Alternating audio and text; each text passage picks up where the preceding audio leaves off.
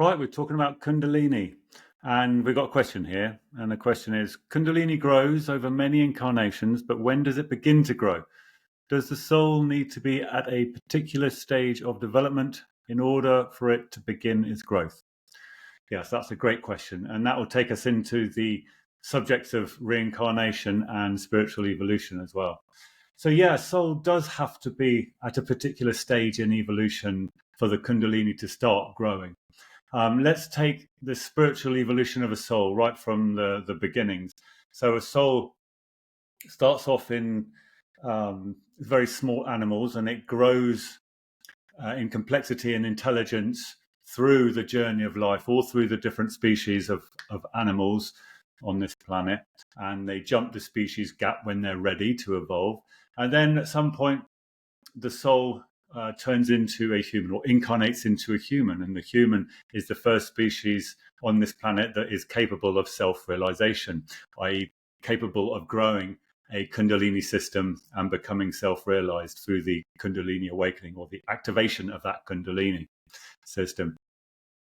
So whenever that soul starts to incarnate in a human body, in human beings, then it's ready to start building a Kundalini system. But that might not happen for some time already. The soul at that point is in a state of what we can say is like a sleeping state. So the soul actually has to wake up itself before it can start building its Kundalini system. And what it does is that it actually starts to realize that it is reincarnating. So the soul has to become aware of its own reincarnation. Once it becomes aware of its own reincarnation, then it starts to analyze its own karma levels, and then it starts to correspond the karma levels to the past life memories. It has to access all these things, and that takes quite a long time. And then it can start communicating with other higher minds and forming soul groups, and then it can start to build life plans for every incarnation. So all these are tricks or evolutionary characteristics that the higher mind gains through its spiritual evolution. And as soon as it becomes an awake higher mind, or as soon as it's aware of its own reincarnation, then it can actually start to build its own Kundalini system.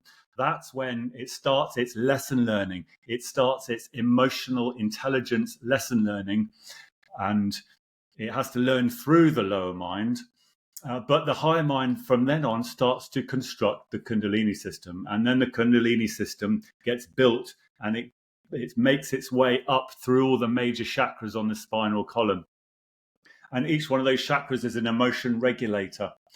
So every time a new lesson is learned, a little bit more of the Kundalini system is built. And from then on, that is what spiritual evolution is for a human being. And every time the Kundalini system grows a little bit more, every time it reaches a new chakra, a new emotion chakra, it goes to the root, then the sacral, then the solar plexus, etc.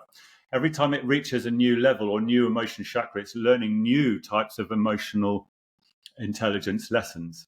And that's what actually builds the Kundalini system. And also that is what actually creates the astral planes. But the astral planes are a different story. We'll go into that some other time. Okay, any questions? Leave them in the comments.